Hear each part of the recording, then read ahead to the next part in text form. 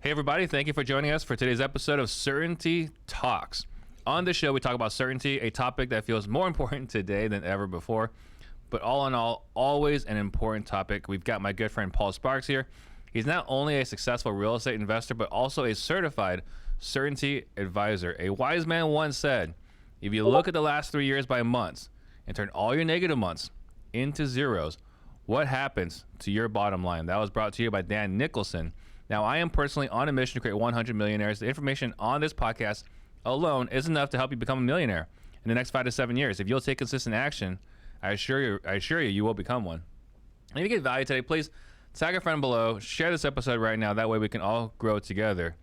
So, Paul, you want to jump into the 6-word updates? Yep, absolutely. So here's mine. Operating agreements, private lenders, new cohort. Oh, we're going to definitely have to dive into that.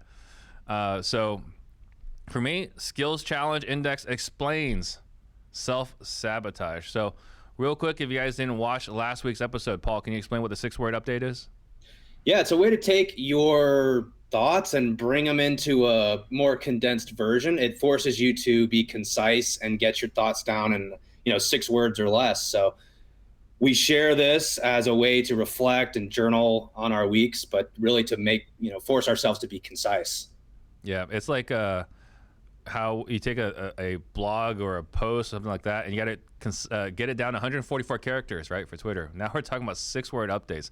You can get your clear thought into 6 words, then you really, you've been able to have clarity out of that. So you want to elaborate a little bit on what your 6-word update is, Paul? Yeah, so operating agreements, private lenders, new cohorts, just different things I'm working on at the moment. As you know, we're going through some process of finalizing our operating agreements, and those are always just a joy to read. So been reading through that, and we've been going back and forth and making a few changes. At the moment, I'm working on some real estate deals where we're raising some money, working through some new private lenders, trying to bring some new money on, which is exciting. Developing relationships with new private lenders is always fun. And then new cohort, we've got our next Whale Club cohort is starting on the 31st. So we're getting excited for that. We've got brand new program that we're going to be introducing. It's going to be 6 weeks now instead of 4. Very exciting stuff. We do have a few spots left in that. So I've been working to get that cohort finalized and off and running here in a few weeks. All right. And then for myself personally, I learned about the Skills Challenge Index, which is basically you got high challenge, high skill, high challenge, low skill, low challenge, low skill, and then low challenge, high skill. And what I've learned is that I only like being in the high challenge, high skill arena. So the moment I get good at something and it's no longer challenging, I'm bored by it, which explains this shiny object syndrome and why I don't finish things. The moment I figured it out, I'm no longer interested. And unfortunately, everyone around me has to suffer that around me. So that's why I say self-sabotage. So today we're going to be talking about the 5 reasons bad things happen in the markets. So, Paul, what are we talking about here? Man, so whether this is crypto, real estate, stocks, whatever, if you're investing, there are certain things that we've observed that lead to bad things happening. And we've been able to synthesize that down into 5 things specifically that we want to talk about today. So, yeah. So what's the first one? Well, this is a term from Mr. Dan Nicholson. He calls it the solvable problems. The first problem is you don't have a solvable problem.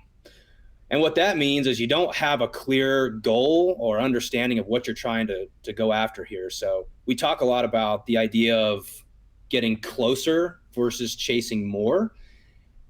And when that's probably the number one mistake that I've made in the past and that I've seen other people make in the past is, chasing more. We see this in real estate manifest itself in wanting to grow the business and scale and scale and scale. But of course, what you really want is more time with your family, more time to pursue other interests and things. And we have a tendency to chase more. And in fact, a lot of these decisions get us further away from what we want. And so without clarity, without a clear solvable problem, you're just kind of flying blind. You're making guesses, you're gambling. In crypto specifically, we see this come out in, people trying to buy the bottom and sell the top. And really the question isn't, well, should I sell? Should I buy? It's like, does this action get you closer to the things that you want, which is your solvable problem? Right. The what I see in the Discord channel sometimes is like, no one ever got broke by making a profit. Right? You know, like you got to take profit. So I mean, there's so many case in points for this one, right? Like the first one is for me is I got into this business so that I could have more time freedom, financial freedom. And what I've since learned is relationship freedom and the freedom to pursue excellence, right? But once we start, we completely forget why we started. So we don't go after time freedom and financial freedom. We go after more. Why? Well, Paul just did a deal where he made $250,000. Now I need to find a deal where I can make $250,000. I saw on a podcast this guy's doing $500,000 a month. I now need to make $500,000 a month. I'm in a mastermind where these guys are doing hundreds of deals a year, or this guy has a portfolio of 500 properties. Well, now I have to go chase 500 properties. And what have I done? I am no longer chasing time freedom. I'm no longer chasing financial freedom. I'm chasing an object. I'm chasing a target that is not even in line with my target, or at least not the target I stated when I started. So have you seen that, Paul? Yeah, it's just moving the goalpost, right? It just keeps moving further and further back because of comparison. The phrase comparison is the thief of joy. Mm-hmm. And as a lot of us are type A entrepreneurs, we're competitive. And of course that goalpost moves, especially in the real estate market. There's a lot of shiny objects. It's an infinite number of things to pursue in the real estate world. Look at single family. I mean, there's wholesale, there's fix and flip, there's novations, there's seller financing. There's just all these things you can do. And of course you see somebody else doing a novation or a creative finance deal, and you're like, how do I do one of those deals? Yeah. And the question really should be, do these actions get me closer to the things that I want? And this is the problem, is there's just no clarity when we approach investing. It's this idea of chasing more.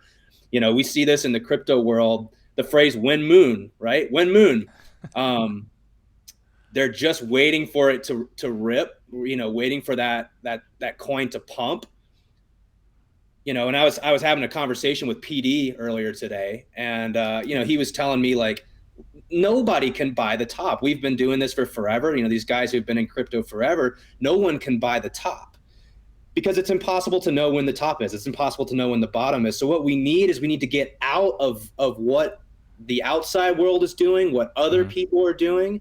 And we need to look internally and say, like, are these things helping us get closer to what we want?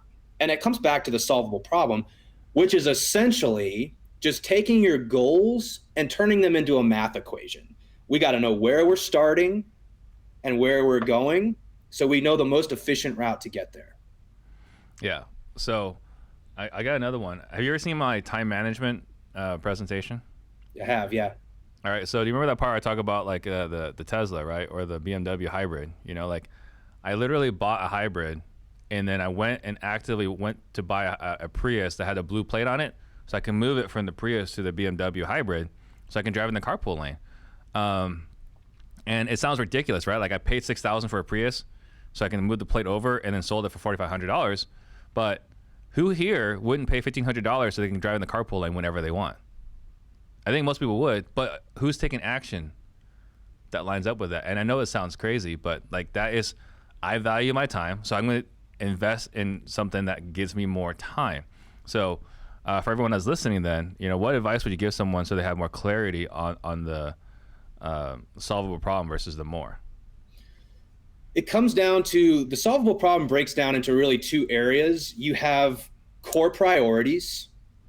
Core priorities are made up of things like your retirement money, your cash flow that you need, your reserves, basic things like that.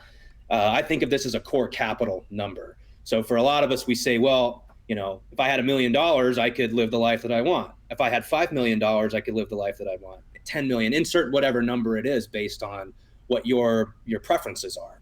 And so you have your core priorities, and then you have your preferences. So certain things that you might want. Some of us like to spend 3 weeks a year in Hawaii. Others prefer to, insert whatever it is for you, whatever you want in your life.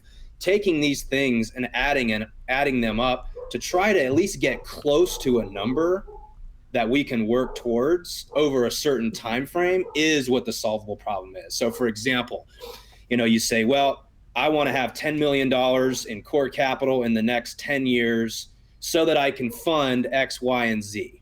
Here's my core priorities. That's how we think of a solvable problem. We just need to be able to know whether we're getting closer or further away from our goals.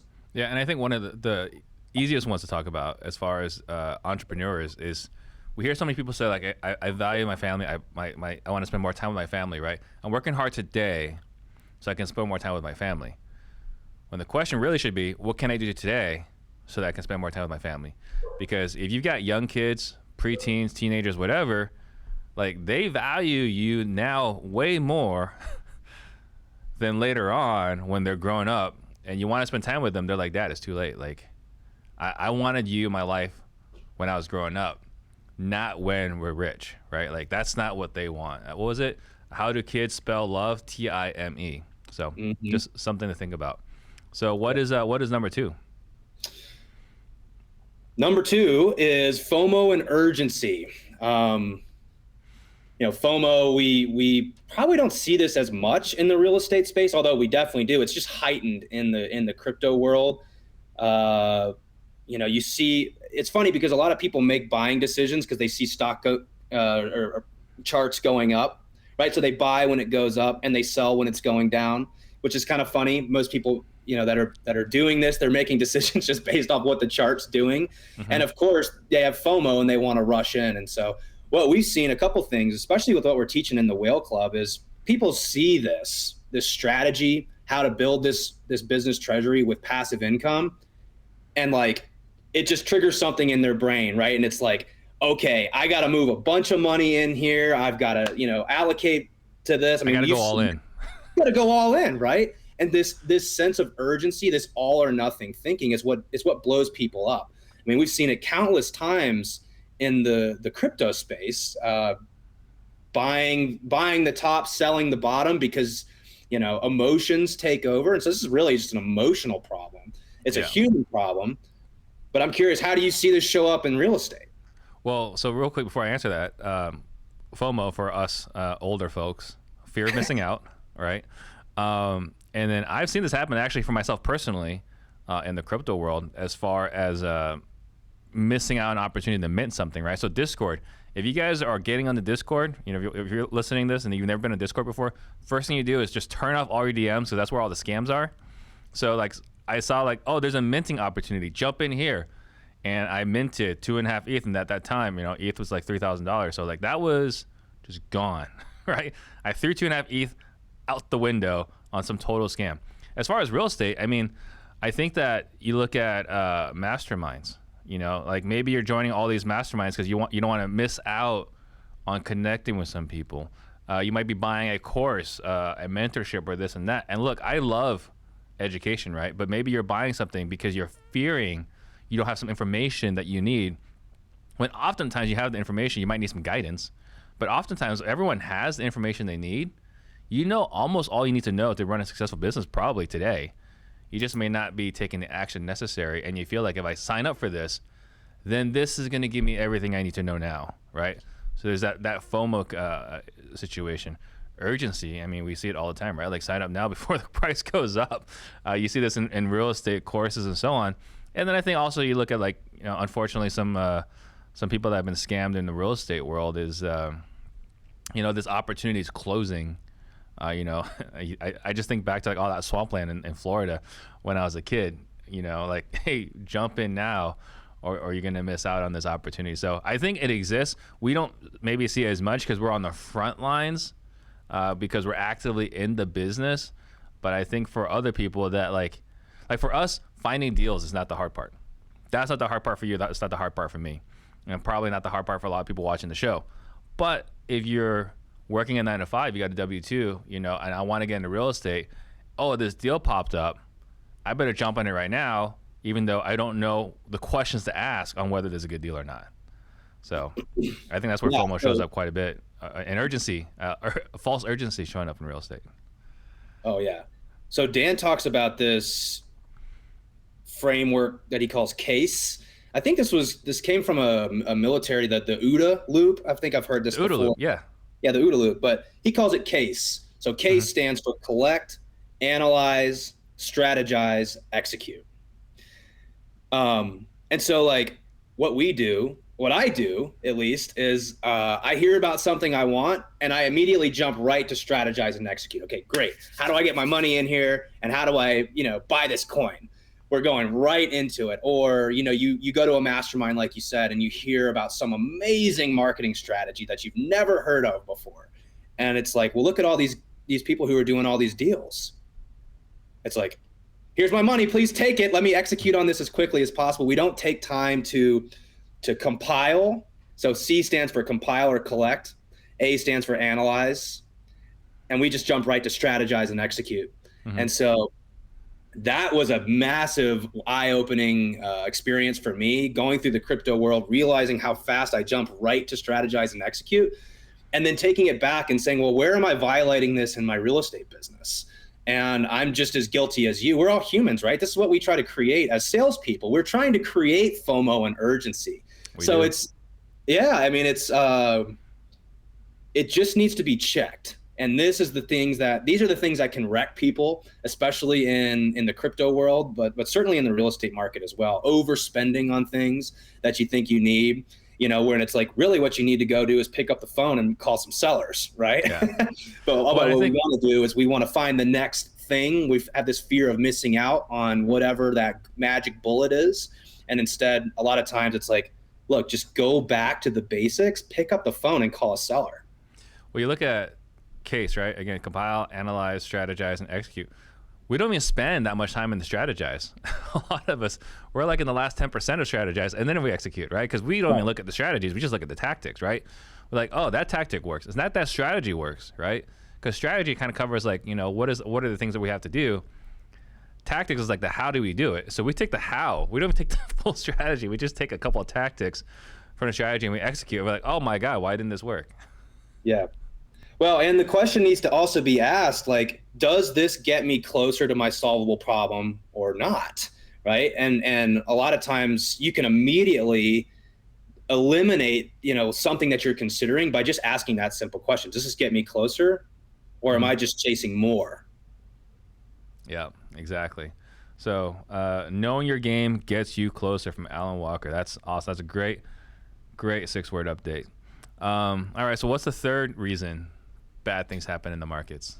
So number 3 is that people tend to have micro strategies that are opposed to their macro belief. We're going to need to break down some of those terms there. Yeah. Let's start with macro belief. I know you're probably familiar with this term, right? I am now.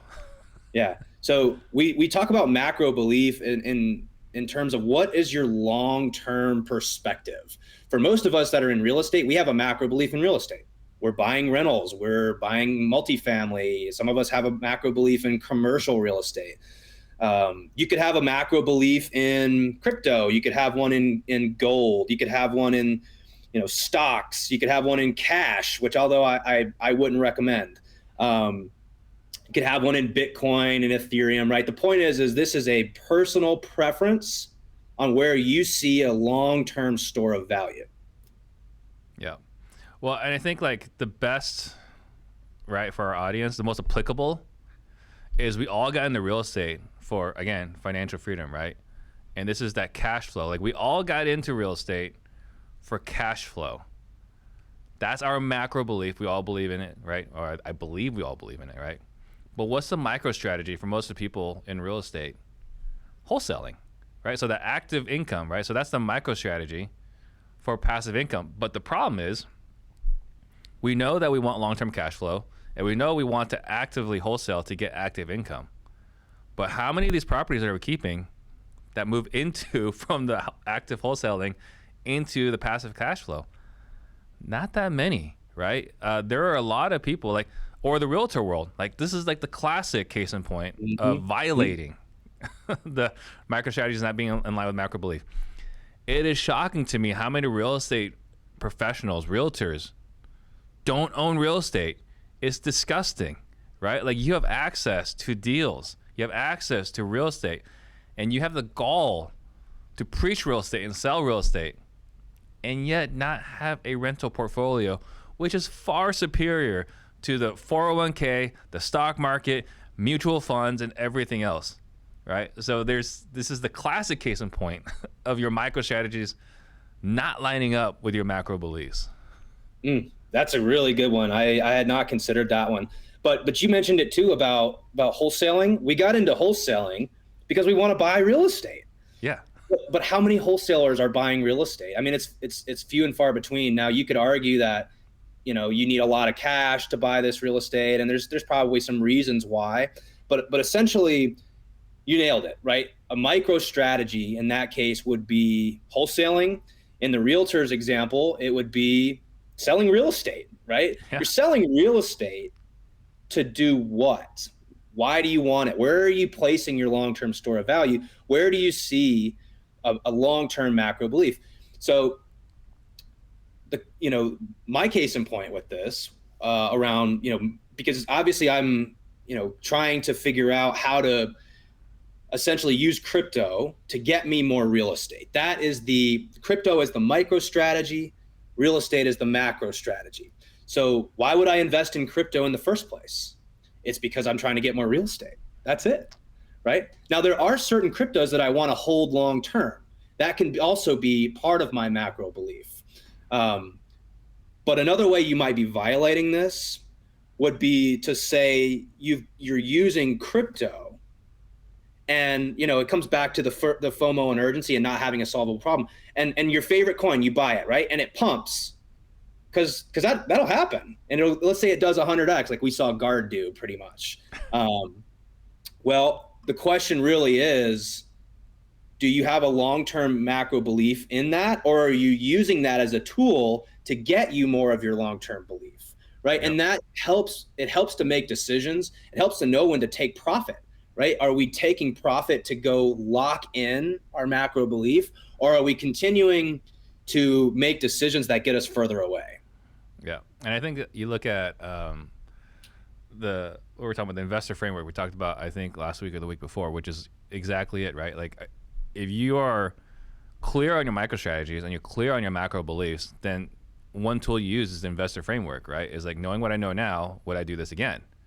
And so, yeah, I think if you're,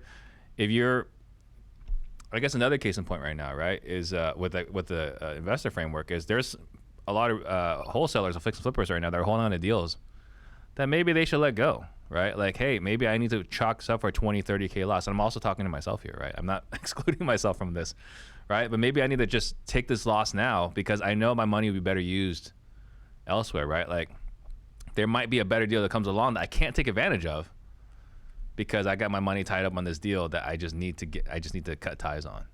Mm-hmm. Yeah, the best investors take their losses quicker. Mm-hmm. Yeah, right? And it's a tough pill to swallow, and that goes back to your urgency, right? Like, we know we should sell, but we're not because we're now riding this emotional roller coaster, and then when it goes down, we're upset that we didn't sell at the top or on the way up. Right. Yeah. Yeah. So this is one that it sounds obvious, right? Make sure all of your micro strategies are designed to get you more of your macro belief. But I looked around and I was like, man, I'm violating this all over the place. I was using real estate money to get crypto,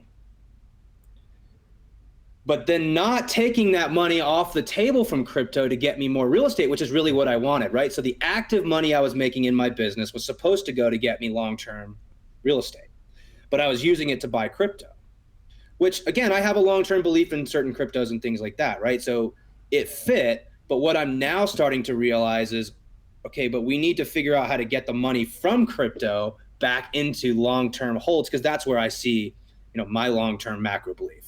Yeah. And then again, not to belabor this point, but I have a lot of entrepreneurial friends that say they want to spend more time with their family, but they're working 60, 70 hours a week, right? That is bingo. A case in point to look at, is my macro belief and my micro strategy, is my action today lined up with what I'm telling myself?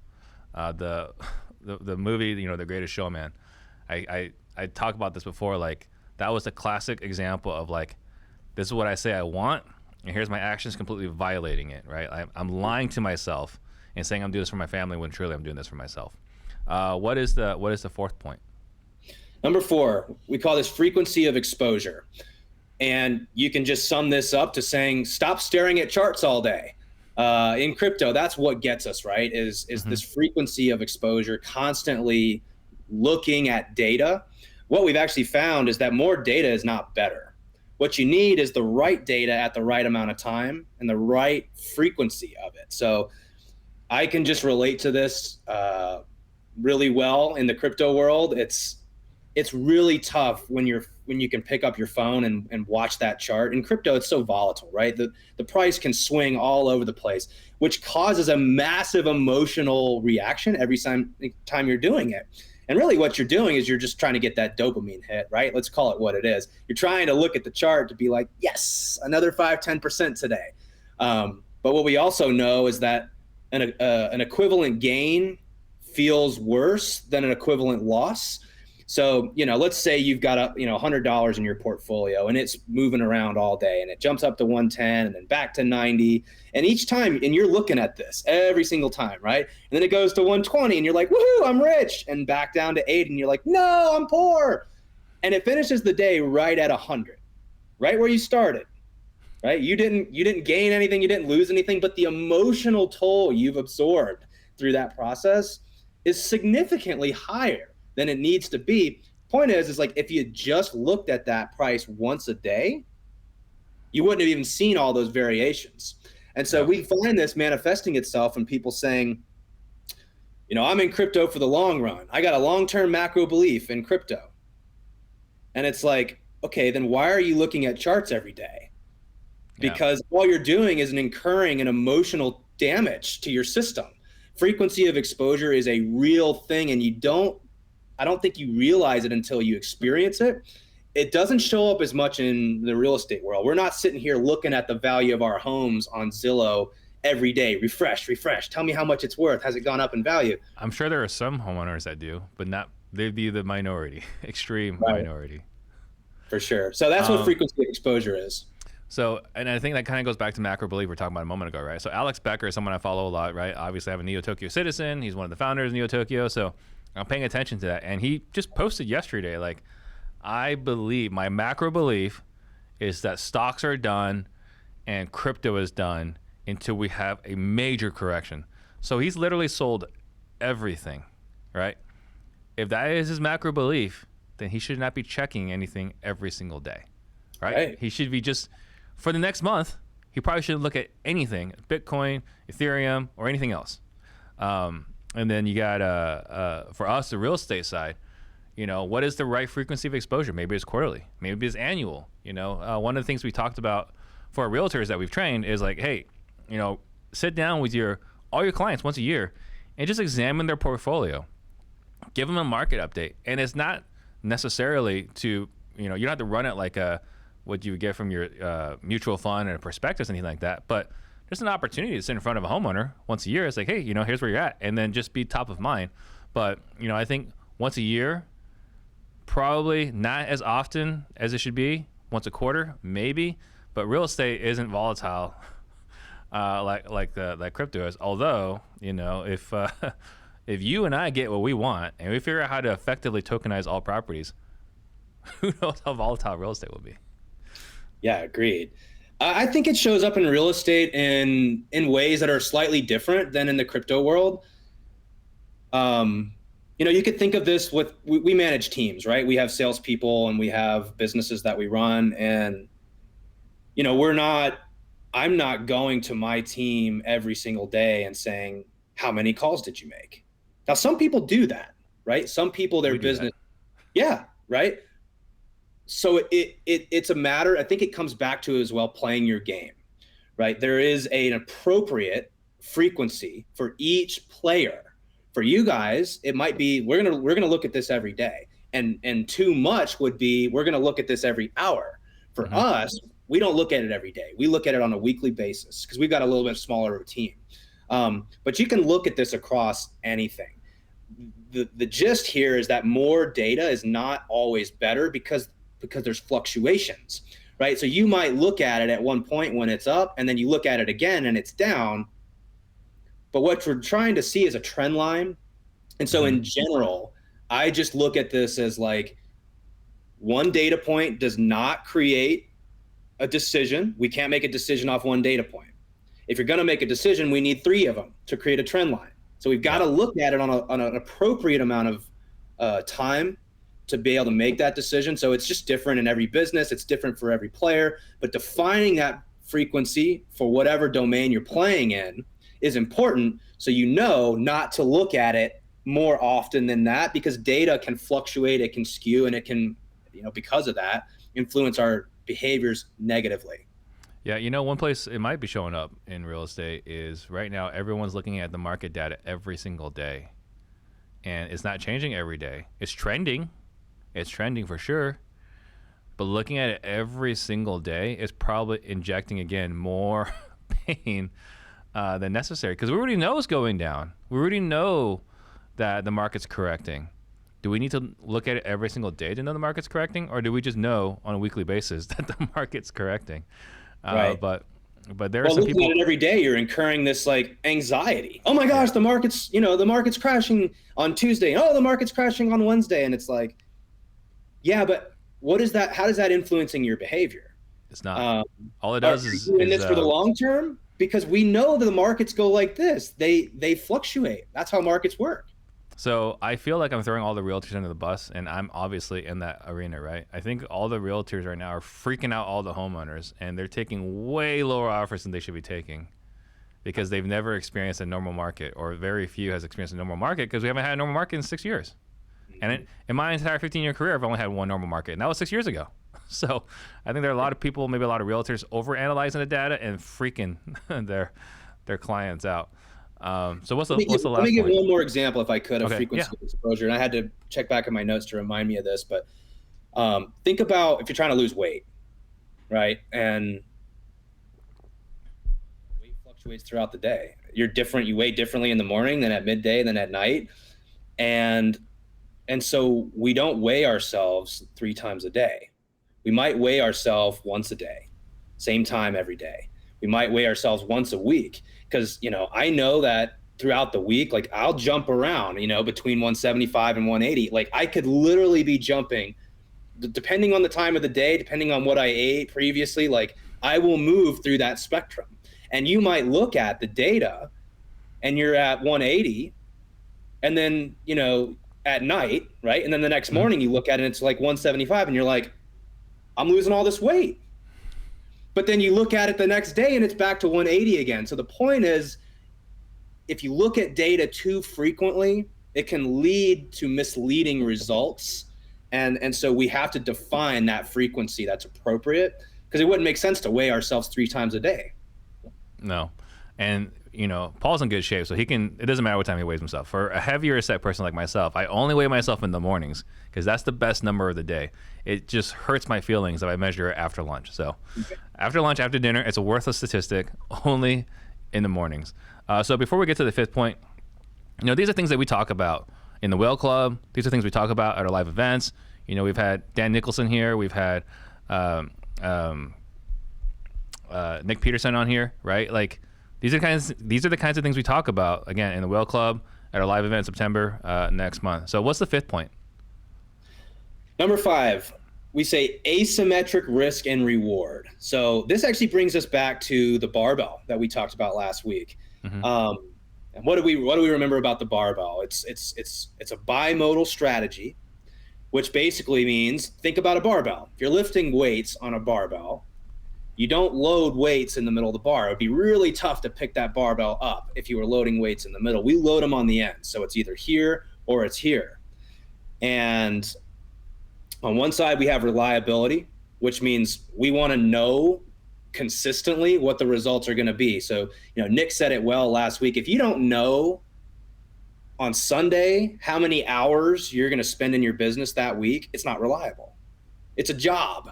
It's volatile. It could take, 40 hours of your time. It could take 20. It could take 60. We all have been in these businesses, right? I mean, I still am trying to get my business to be more reliable. So we have the reliable side, and then we have what we call asymmetry to the upside on the other side. And the best way I've described this is there's a lot of upside and very little downside, right? How do we manufacture situations where the upside is massive, but the downside is really small? And what we see is there's a lot of ways to take advantage of that. This is what we teach in the Whale Club. These are the frameworks that help us make these decisions. And so I'll give you a great example. Let's say you've got a business where one of our businesses, right? So one of the things I'm deciding right now is whether to keep going with direct mail. Because we'll spend, let's say, $15,000 a month on direct mail. And if we get a deal, it pays it off. It pays for that, right? Let's say it's a 2-to-1. Our average deal size can be somewhere in the $25,000 range. So let's say it's just 30, right? We spend 15 and we make 30. But we could also spend 15 and make 0, right? It's marketing without the right systems can be very unreliable. Now, for some operators, direct mail is extremely reliable. We spend X, we get Y, right? If you've got that kind of a business and you've got that kind of reliability in your business, then it might make sense to consistently spend what you'll get back. Hey, we know we're going to get a 3X return. We've got years of data to show this. We spend 15, we're going to make 45. But without that reliability, you could spend 15 and make 30, 45, but you could also make 0.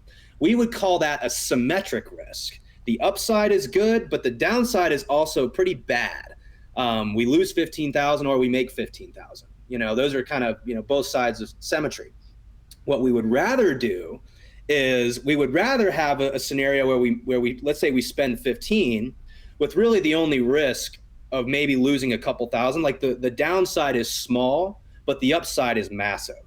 And what we do in the Whale Club is we really focus in on that point right there. How do we manufacture situations where we've got a ton of upside and very little downside? Yeah. I mean, so for example, we made a business decision a couple of years ago to stop text blasting, right? And I know that text blasting works. You're texting homeowners, right? So we made the decision not to do it. It was a business decision, and we knew that we were costing ourselves money, right?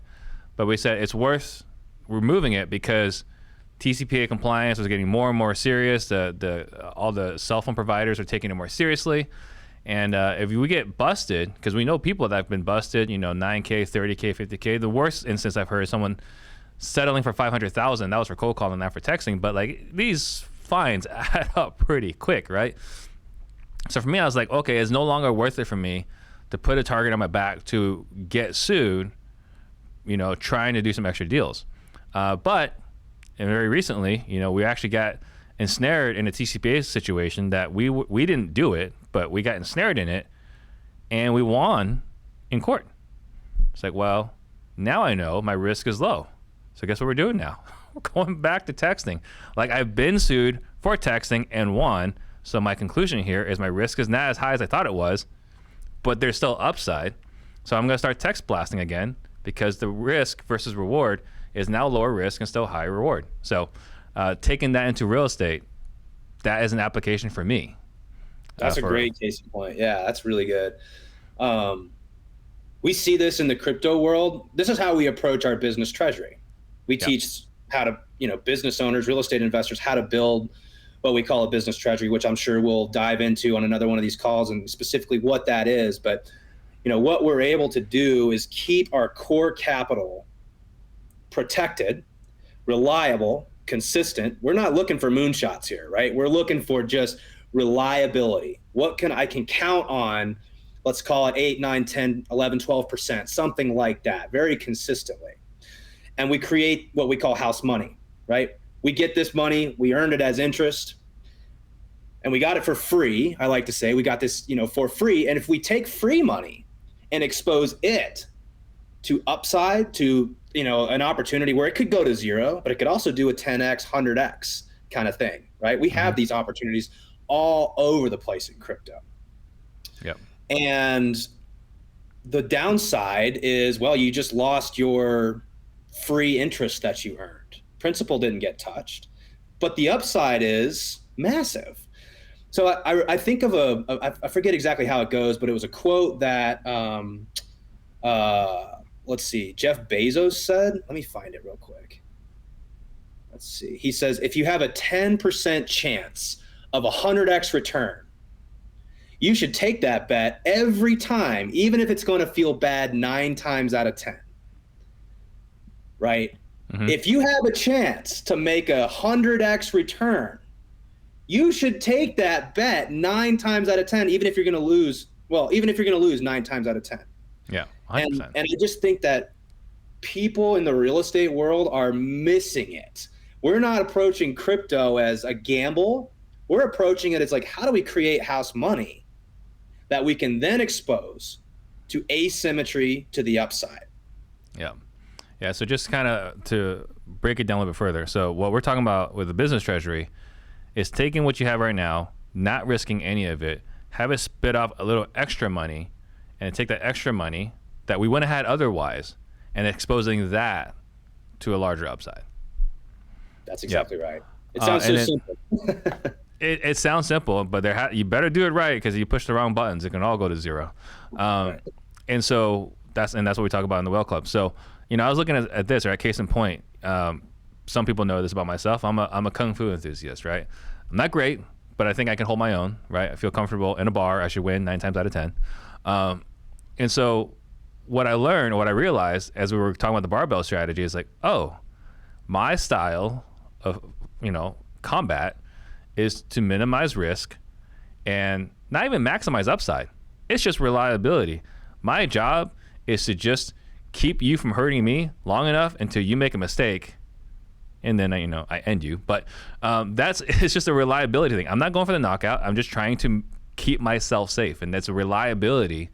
And everything is geared towards reliable. There's no middle ground. There's no upside. It's just everything is just geared for reliability. I know it's going to be there. It's going to be consistent because of the system that we use in martial arts. Yep. Yeah. So I didn't see. Go ahead. It's a good one. I really like that one. That one I think about quite a bit, and it really frames, I think, how we approach our investing. Our investing strategy is very much informed by number 5 there. How do we create asymmetry to the upside, which is basically just like, how do we tip the scales in our favor so that the upside's big and the downside's pretty small? Yeah. So again, just to sum it up, 5 reasons that bad things happen in the markets. You can go through them again? 5 reasons. So number 1 is you don't have a solvable problem. You've got to have a goal that you turn into a math equation so we can know whether we're getting closer or we're just chasing more. Number 2, FOMO and urgency.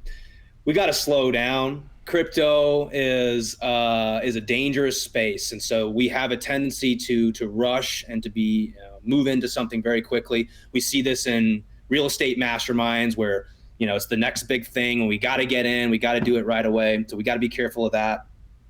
Number 3 is we got to make sure our micro strategies are in line with our macro belief. Otherwise, we're getting further away from the things that we want. Bring it back to, the entrepreneur who wants a business that can support more time with his family, yet he continues to hire more and more people and expand into more and more markets. Scale.